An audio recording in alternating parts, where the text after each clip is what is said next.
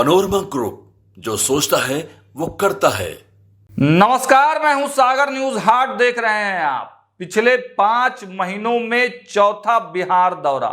राहुल गांधी कल फिर बिहार आ रहे हैं। आखिर इस यात्रा का, इस प्लान का मकसद क्या है? इस रिपोर्ट में पूरा प्लान हम आपको बताने जा रहे हैं। आखिर कांग्रेस राहुल गांधी के माध्यम से कौन सी बड़ी तैयारी कर रही है? क्या कन्हैया की ग्रैंड लॉन्चिंग कराने की तैयारी है? पार्टी की मजबूती की तैयारी है? सीट शेयरिंग का मामला है? डिप्टी सीएम का पद का मामला है?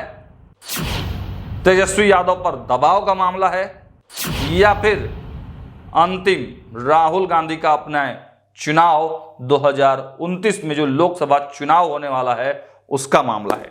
तो चलिए बारी बारी से एक एक कर सब मुद्दों पर चर्चा करेंगे, क्योंकि देखिए पिछले 4 महीनों से ऐसा केवल एक ही महीना बीता है जिस मंथ में राहुल गांधी बिहार नहीं आए हैं। जनवरी में राहुल गांधी आए 18 जनवरी को, फरवरी में 4 फरवरी को, मार्च में वो नहीं आए, अप्रैल में 7 अप्रैल को, और अब कल यानी 15 मई को राहुल गांधी बिहार आ रहे हैं। कार्यक्रम के बारे में बात कर लेते हैं सबसे पहले। आखिर राहुल गांधी जो कार्यक्रम के लिए आ रहे हैं वो कार्यक्रम आखिर है क्या? 2 कार्यक्रम है, एक पटना में और एक दरभंगा में। दरभंगा यानी मिथिलांचल का क्षेत्र। क्यों आखिर मिथिलांचल का क्षेत्र क्यों चुना गया, इसकी भी बड़ी वजह है, इसके बारे में भी बात करेंगे। लेकिन दरभंगा पहुंचकर राहुल गांधी करने क्या वाले हैं? तो देखिए, राहुल गांधी वहां एक छात्रों का बड़ा सम्मेलन होने वाला है, जिसमें नाम तो दिया गया है इस पूरे कार्यक्रम का शिक्षा न्याय संवाद।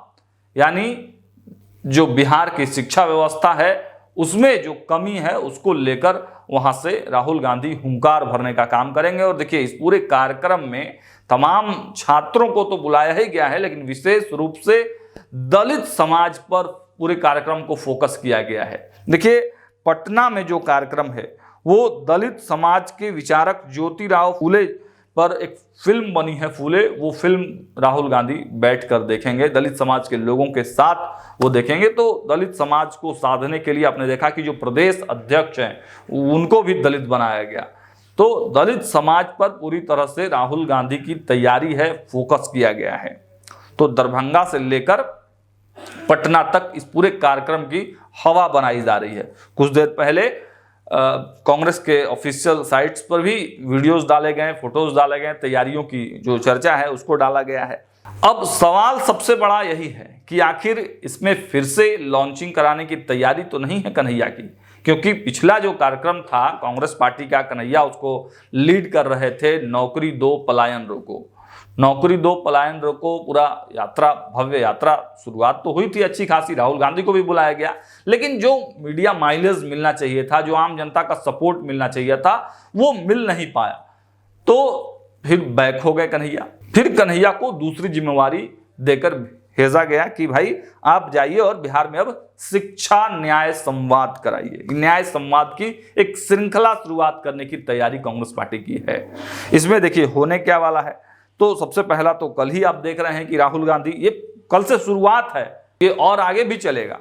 तो दरभंगा में छात्रों से संवाद करेंगे, और केवल राहुल गांधी ही नहीं संवाद करेंगे, बल्कि राहुल गांधी के अलावे केंद्रीय स्तर के 60 और बड़े नेता कल बिहार में आ रहे हैं। और एक ही समय में ग्रैंड तैयारी, आप देखिए, समझने का प्रयास कीजिए कि राहुल गांधी जिस वक्त दरभंगा में छात्रों से बात कर रहे होंगे शिक्षा पर, रोजगार पर, पलायन पर, आरक्षण पर, शिक्षा, परीक्षा, रोजगार, दलित भागीदारी, सर्वेक्षण जो है, इन तमाम चीजों पर बात राहुल गांधी करेंगे।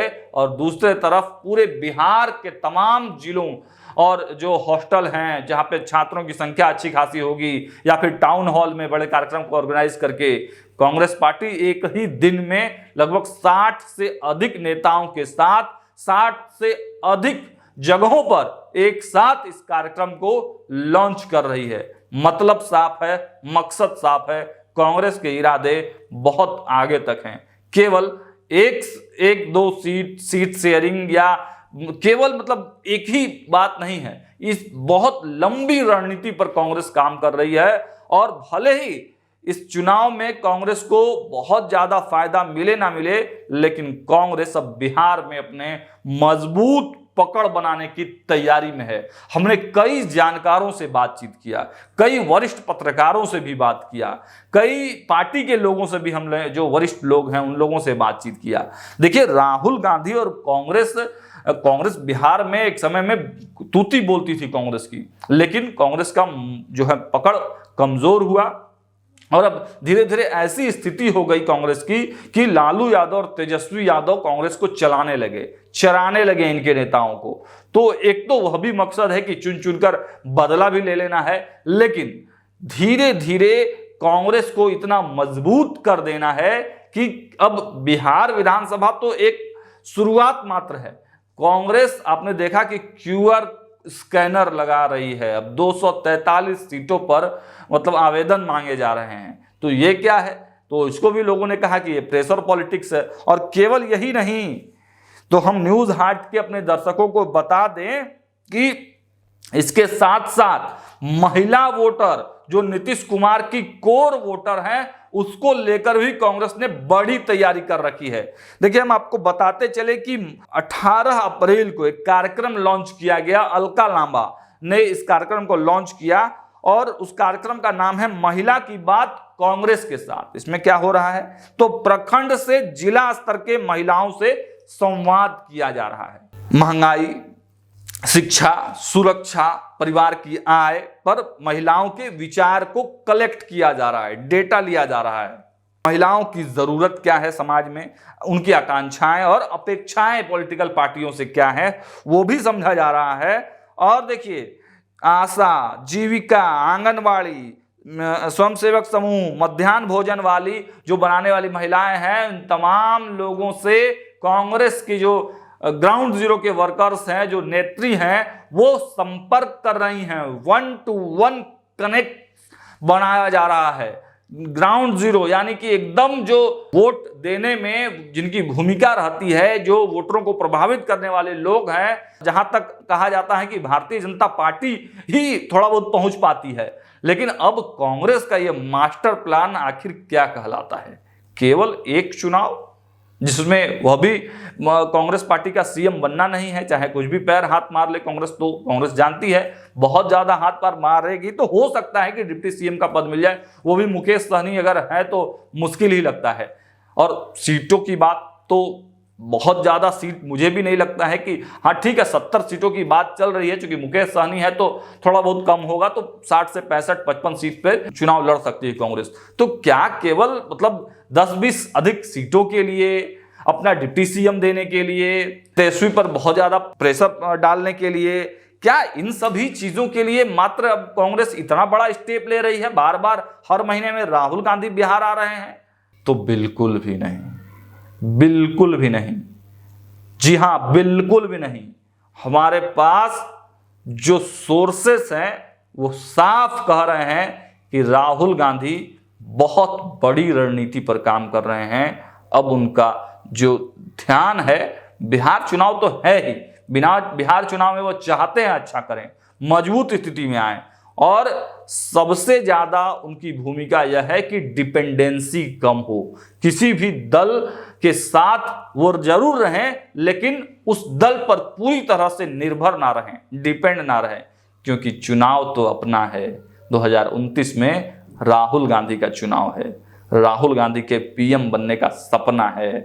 उस सपने को पूरा करने के लिए राहुल गांधी अब ग्राउंड जीरो पर है। और जिस प्रकार की रणनीति बिहार में बनाई जा रही है कांग्रेस के द्वारा, आज तक किसी भी प्रदेश में इस प्रकार की रणनीति कांग्रेस ने नहीं बनाई है, इस प्रकार की तैयारी नहीं दिखाई है, इस प्रकार की बेचैनी नहीं दिखाई है। और राहुल गांधी जब चौथी बार बिहार आ रहे हैं तो दरभंगा और मिथिलांचल में भी क्यों आ रहे हैं, उसका भी एक बड़ा कहानी है। देखिए, मिथिलांचल में कुल 60 विधानसभा के सीट हैं, एनडीए के 40 विधायक अभी वहां से हैं और 6 मंत्री उस क्षेत्र से हैं। और बात कर लीजिए तो संजय झा दरभंगा क्षेत्र से ही हैं, काफी मेहनत कर रहे हैं, दरभंगा को काफी डेवलप करने का काम कर रहे हैं। अभी कुछ दिन पहले जब प्रगति यात्रा हुई तो सबसे ज्यादा पैसा दरभंगा जिला को ही मिला। तो आप समझिए कि दरभंगा और मिथिलांचल का जो क्षेत्र है उसमें कितनी मजबूत पकड़ है भारतीय जनता पार्टी को, और मधुबनी का दौरा प्रधानमंत्री नरेंद्र मोदी का। तो इन सब को देखते हुए राहुल गांधी अब दरभंगा पहुंचेंगे। संदेश क्या देते हैं वह तो देखने वाली बात होगी, लेकिन तैयारी मजबूत है। एक साथ एनडीए को भी और साथ साथ अपने इर्द गिर्द और अपने सहयोगियों को भी बड़ा मैसेज देने का काम करने जा रहे हैं राहुल गांधी। फिलहाल इस वीडियो में इतना ही, और हर एक अपडेट्स हम आप तक पहुंचाते रहेंगे। देखते रहिए न्यूज़ 8। बहुत बहुत धन्यवाद।